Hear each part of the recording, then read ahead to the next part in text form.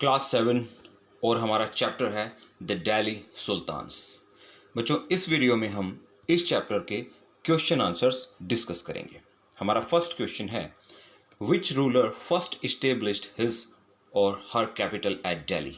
वो कौन राजा था जिसने अपनी राजधानी सबसे पहले दिल्ली में बनाई? तो वो था अनंगपाल। और किस डायनेस्टी से था? वो था तोमर डायनेस्टी से। तो Anangpal of Tomar dynasty first established his capital at Delhi. Next question है, what was the language of administration under Delhi Sultans? Delhi सल्तनत के समय में दिल्ली सुल्तानों के अंडर एडमिनिस्ट्रेशन की यानी कि राजकाज की भाषा कौन सी थी? तो वो भाषा थी Persian. The language of administration under the Delhi sultans was Persian, जिसे हम हिंदी में फारसी भी कह देते हैं। Persian was the language. Next question है, in whose reign did the sultanate reach its farthest extent? किसके टाइम पीरियड में, किसके समय में सल्तनत की जो सीमाएं हैं वो सबसे ज्यादा फैल चुकी थी?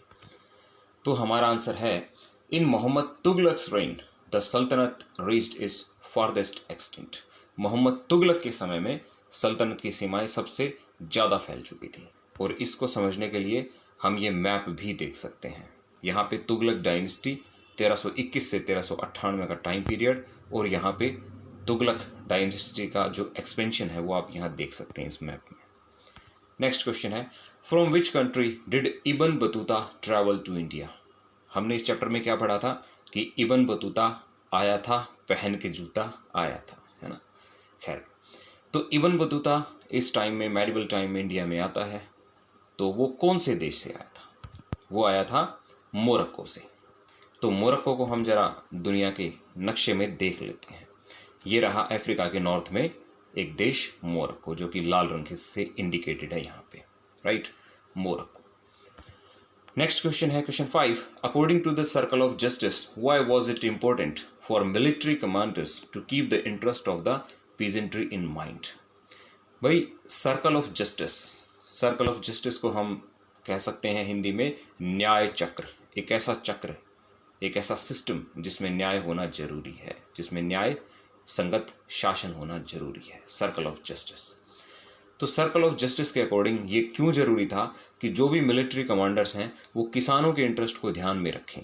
ये क्यों जरूरी था? बिल्कुल, ये इसलिए जरूरी था, क्योंकि किसान जो है फसलें उगाते हैं और उन फसलों को उगाने के बाद वो राजा को टैक्स दे पाते हैं, और उस टैक्स से राजा अपनी और मिलिट्री कमांडर्स अपनी सेनाओं को पैसा देता है, तनख्वाह देता है और उनका पेट भरता है। इसलिए तो a king cannot survive without soldiers and soldiers cannot live without salaries. पहला पॉइंट क्या कहता है कि राजा सिपाहियों के बिना नहीं सर्वाइव कर सकता, और सिपाही सैलरीज के बिना नहीं सर्वाइव कर सकती। राजा को राजपाट चलाना है, अपनी सीमाएं बढ़ानी है, अपनी सीमाएं प्रोटेक्ट करनी है, उसको क्या करना होगा? उसको सेना चाहिए, सेना को पैसा चाहिए, तनख्वाह चाहिए, सैलरी चाहिए। पहला पॉइंट क्लियर। सेकंड पॉइंट पे आ जाओ, salaries come from revenue collected from peasants. और सैलरी कहाँ से आएगी? किसानों ने जो रेवेन्यू दिया है, जो टैक्स राजा को दिया है, वहां से आएगी, राइट। उसके बाद किसान जितने प्रॉस्परस होंगे, मतलब कि वो जितने समृद्ध होंगे, पैसे वाले होंगे, अच्छी फसल उगाएंगे, अच्छा पैसा कमाएंगे, तो वो राजा को रेवेन्यू दे पाएंगे। So this happen when the king promotes justice and honest governance. तो ये दोनों चीजें जब संभव हैं, किसानों की समृद्धि, है ना, ये सब चीजें जब संभव हैं जब राजा जस्टिस के साथ राज करे, न्याय संगत राज करे। So according to the circle of justice it was important for military commanders to keep the interest of peasantry in mind. तो इसी वजह से पीजेंट्री, जो किसान है, उनके इंटरेस्ट पर ध्यान देना बहुत जरूरी है। क्यों? क्या समझा हमने? राजा को सिपाही चाहिए, सिपाहियों को पैसा चाहिए, पैसा टैक्स से आएगा, टैक्स किसान देगा, इसलिए किसान को समृद्ध बनाओ। सिंपल सी बात है, समझ में आ गई। आगे बढ़ते हैं। What is meant by internal and external frontiers of the सल्तनत? सल्तनत की जो इंटरनल फ्रंटियर्स यानी कि आंतरिक सीमाएं कौन सी थी, और एक्सटर्नल फ्रंटियर्स यानी कि जो बाहरी सीमाएं वो कौन सी थी? तो 2 पॉइंट में हम इस आंसर को बताएंगे। ये देखो, इंटरनल फ्रंटियर्स को पहले समझते हैं। So internal frontiers of the सल्तनत consisted of hinterland of garrison towns. So garrison towns का जो हिंटरलैंड है वो इंटरनल फ्रंटियर्स में आता था। During these campaigns, in campaigns के दौरान क्या किया गया, गंगा यमुना का जो दोआब था, गंगा यमुना के जो बीच का क्षेत्र था उसको साफ किया गया। वहाँ जो रहने वाले हंटर गैदरर्स थे उनको वहाँ से हटाया गया और एंड पैस्टोरलिस्ट और उन सबको वहाँ से हटाया गया और वहाँ खेती शुरू करवाई गई। तो इंटरनल फ्रंटियर्स तो ये थी गंगा यमुना दोआब वाले रीजन में, ठीक है, गैरिसन टाउन्स के आसपास के जो हिंटरलैंड थे वहाँ पे इन एरियाज में। तो ये तो हुआ इंटरनल फ्रंटियर के 2 पॉइंट। नेक्स्ट हम समझते हैं एक्सटर्नल फ्रंटियर कौन सा था सल्तनत काल में। So external frontiers refer to the unconquered territories specially in the southern part of India. External frontier से आप क्या समझे, मतलब बाहरी जो अभी कंट्रोल में नहीं है। तो कंट्रोल में कौन सा पार्ट नहीं था, जो साउथ इंडियन जो पार्ट था वो वाला कंट्रोल में नहीं था। तो साउथ इंडिया का जो पार्ट है वो एक्सटर्नल फ्रंटियर में काउंट होता था। Military expeditions into the south India started during the reign of Alauddin Khilji. तो साउथ की तरफ उन्होंने सुल्तानों ने मिलिट्री एक्सपेडिशंस किए, अपने सैन्य अभियान किए हैं। किसने शुरू किए थे, अलाउद्दीन खिलजी ने शुरू किए थे। उसको चैन नहीं पड़ता था, वो काफ़ी महत्वाकांक्षी था और उसने अपना एरिया बढ़ाने की काफ़ी कोशिशें की। And ended with the reign of Mohammad Tughlaq. और मोहम्मद तुगलक के टाइम पे ये काफ़ी बढ़ गए थे और काफ़ी ज़्यादा एरिया मोहम्मद तुगलक के टाइम पे सुल्तानों के अंडर में आ चुका था। राइट, नेक्स्ट क्वेश्चन है, what were the steps taken to ensure that the muqti perform their duties. वो कौन से कदम सुल्तानों ने उठाए कि जिससे जो मुक्ति हैं वो अपनी ड्यूटीज ढंग से करें, प्रॉपरली करें। अब पहले तो आप ये समझ लो ये मुक्ति कौन होते थे।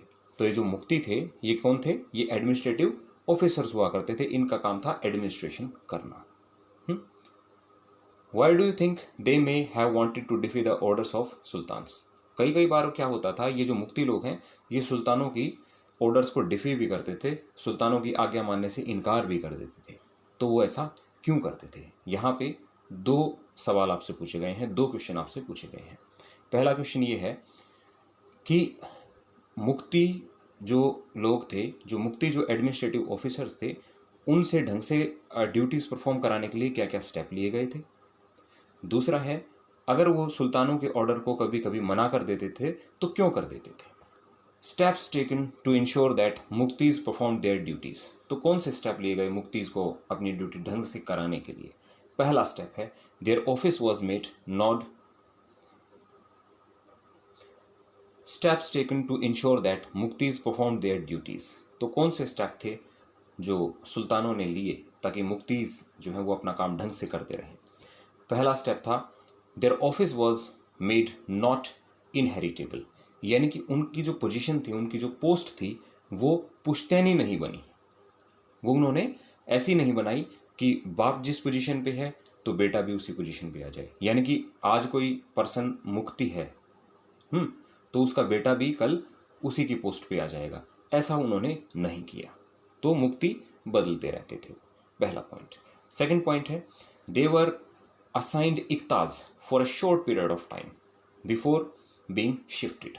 अब क्या तो होता था, ये जो मुक्ति होते थे ये जिस एरिया पर गवर्निंग करते थे उस एरिया को बोला जाता था इक्ता, ठीक है। यानी कि जो कुछ गांव का एक ग्रुप उनको जो दिया गया होता था, जो जमीन उनको रूलिंग करने के लिए, एडमिनिस्ट्रेशन करने के लिए, गवर्निंग करने के लिए दी गई होती थी, उस जमीन को इक्ता बोलते थे। क्यों, क्योंकि सल्तनत पीरियड में जो सिस्टम ऑफ गवर्नेंस था उसको इक्तादारी बोलते थे, ठीक है।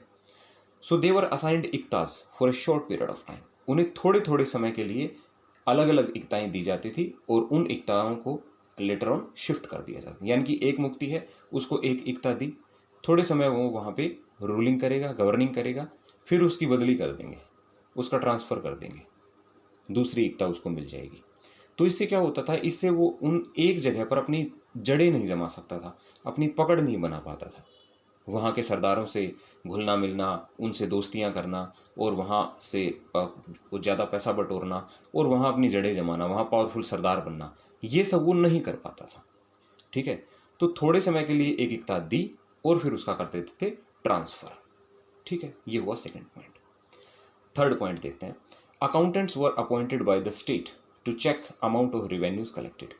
यानी कि अकाउंटेंट्स भी लगा रखे थे, हर इक्ता के अंदर कौन अपॉइंट कर रखे थे, अकाउंटेंट्स अपॉइंट कर रखे थे, और अकाउंटेंट्स चेक करते रहते थे कि ये जो इक्तादार हैं, ये जो मुक्ति हैं, इन मुक्तियों को इक्तादार भी बोलते थे, यानी कि जो मुक्ति हैं ये जो टैक्स ले रहे हैं ये ठीक ठाक ले रहे हैं ना, सही ले रहे हैं, ज़रूरत से ज़्यादा तो नहीं ले रहे हैं, और ये अकाउंटेंट उनके जो अमाउंट होते थे उनको चेक भी करते रहते थे, यानी कि उनका रेवेन्यू चेक करते रहते थे, वो पैसा ज़्यादा तो नहीं बटोर रहे हैं, इस बात पर नज़र रखी जाती थी। किन के जरिए?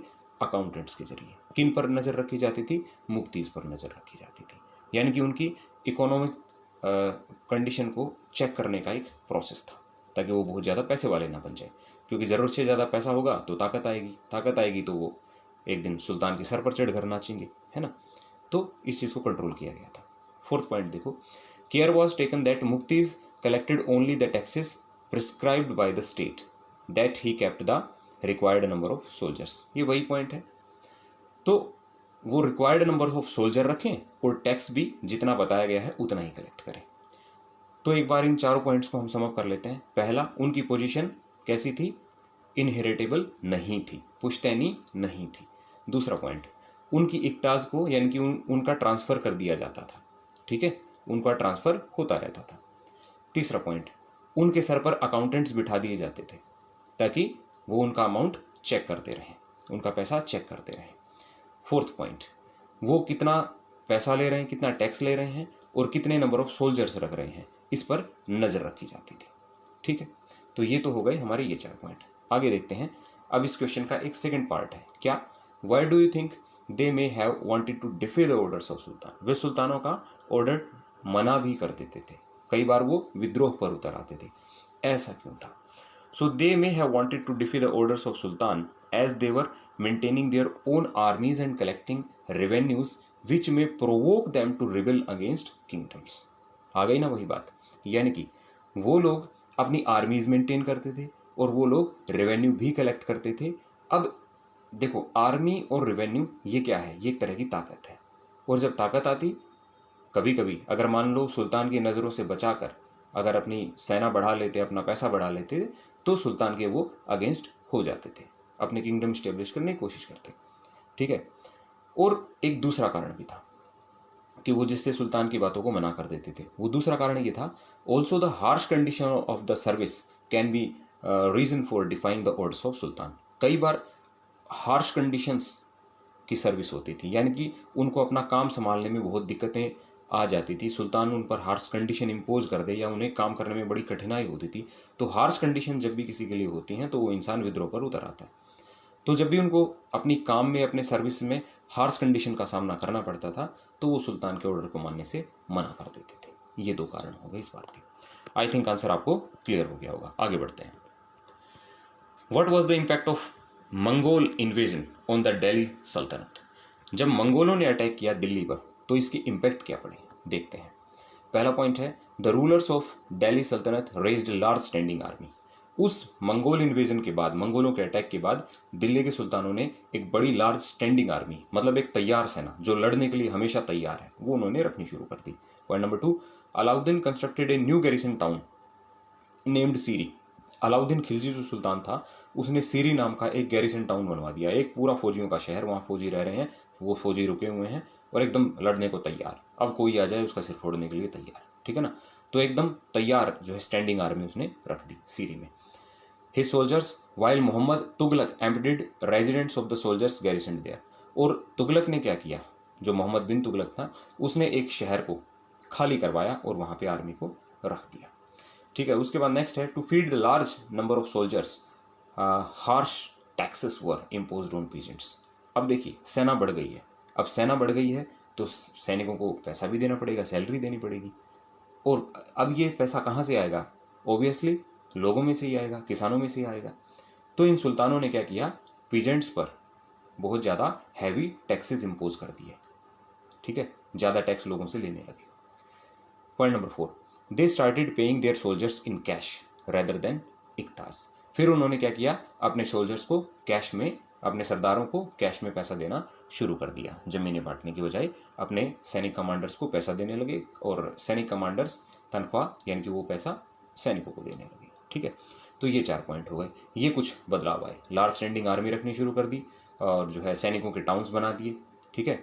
उसके बाद जो है हैवी टैक्सेस जो है पीजेंट्स पर लाद दिए और कैश में पैसा इनको सैनिकों को देना शुरू किया। ये 4 चेंजेस हम नोटिस करते हैं उस टाइम के। अगला क्वेश्चन है question 9, do you think authors of तवारीख would provide information about the life of ordinary man and women? जो तवारीख के जो राइटर होते थे, जो मेडिवल टाइम में डे टू डे की हिस्ट्री लिखते थे सुल्तानों के लिए, राजाओं के लिए, तो वो तवारीख के जो राइटर्स हैं, क्या वो ऑर्डिनरी मैन वुमेन के लिए लिखा करते थे? नहीं, बिल्कुल नहीं लिखते थे। वो जो इन्फॉर्मेशन हमें प्रोवाइड करते हैं वो ऑर्डिनरी मैन और वुमेन की इन्फॉर्मेशन बिल्कुल प्रोवाइड नहीं करते। क्यों? क्योंकि वो किसके लिए लिखते थे? वो लिखते थे सुल्तानों के लिए। और लिखने का भी कारण, क्योंकि सुल्तान उनको रिवार्ड्स देते थे, उनको तोहफे देते थे, जमीनें देते थे, ठीक है, तो इसलिए वो लोग लिखते थे। पॉइंट नंबर 2 देखो, they had nothing to do with common folks. साधारण लोगों से उनको कोई काम नहीं पड़ता था, ना कोई उनसे लेना देना, तो साधारण लोगों के बारे में ना वो लिखते, ना उनको कोई बहुत ज़्यादा उनसे सरोकार था। थर्ड पॉइंट है, also they were the part of administration and lived in the towns and were mostly unaware of the life of common people। और ये जो तवारीख के राइटर हैं ये कहाँ रहते थे? एडमिनिस्ट्रेशन में हेल्प किया करते थे, शहरों में रहा करते थे, और कॉमन पीपल की लाइफ के बारे में ये लोग अनअवेयर थे, ठीक है। सल्तनत टाइम में एक विमेन सुल्तान जो है वो कौन थी? रजिया, वो पावर में आती है। तो do you think women leaders are accepted more readily today? सल्तनत टाइम में रजिया जब सुल्तान बनती है अपनी एबिलिटीज की वजह से, लेकिन उसको लोगों ने एक्सेप्ट नहीं किया। क्या आज हम विमेन लीडर को एक्सेप्ट कर लेते हैं आसानी से? चलिए आंसर देखते हैं। Razia Sultan was unique in the history of Delhi sultans. बिल्कुल वो यूनिक थी। क्यों यूनिक थी?